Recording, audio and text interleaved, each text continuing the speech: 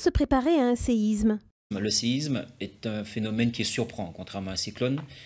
Il convient donc de se préparer. Se préparer à un séisme majeur, c'est un séisme qui va désorganiser une société, y compris les services de secours.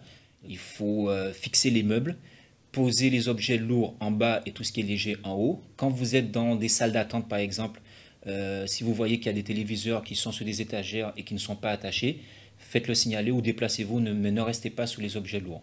Et ce que vous faites sur le travail, il faut le décliner à la maison en ayant les mêmes gestes, en se préparant et en faisant des exercices avec les enfants à la maison surtout. Quel est l'équipement indispensable à avoir sous la main en territoire exposé au séisme? Il convient de numériser tous les documents importants. Il faut avoir une valise de secours, même si lors de l'évacuation, quand vous allez faire votre plan, vous êtes censé récupérer la valise de secours. Même si vous n'avez pas le temps de récupérer cette valise de secours, au moins si vous savez où c'est dans la maison, pendant la période d'accalmie ou après les répliques, vous pourrez retourner dans votre domicile et récupérer votre kit de survie. Alors, dans ce kit de survie, vous devez avoir un minimum pour tenir, de l'eau, des biscuits secs, tout ce qui ne se périme pas. Pensez à renouveler votre réserve. Il faudra avoir de quoi soigner les plaies. Il faut se former aussi si on veut utiliser la valise de secours, se former aux gestes de premier secours, et ça va servir non seulement pour un séisme, mais ça peut vous servir dans la vie de tous les jours face à une victime en détresse. Quelles consignes quand on est à l'étage d'un immeuble ou au rez-de-chaussée?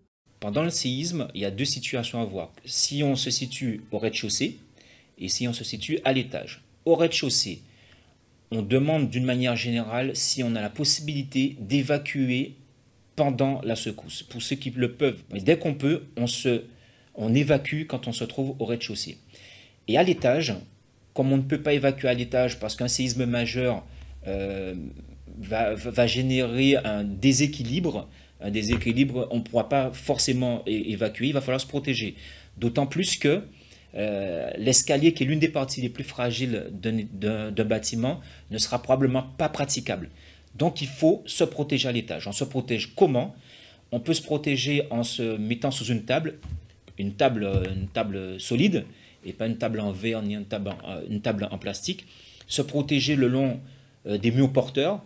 Donc il convient en amont de repérer les murs porteurs, que vous soyez sur votre lieu de travail ou que vous soyez à la maison. Faites-vous aider par un spécialiste.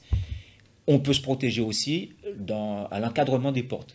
En voiture, il faut juste, si on sent le séisme et qu'on sent que ça ne va pas dans notre environnement, il faut garer la voiture, de préférence en se protégeant d'objets qui pourraient tomber comme poteaux électriques, des câbles ou un arbre.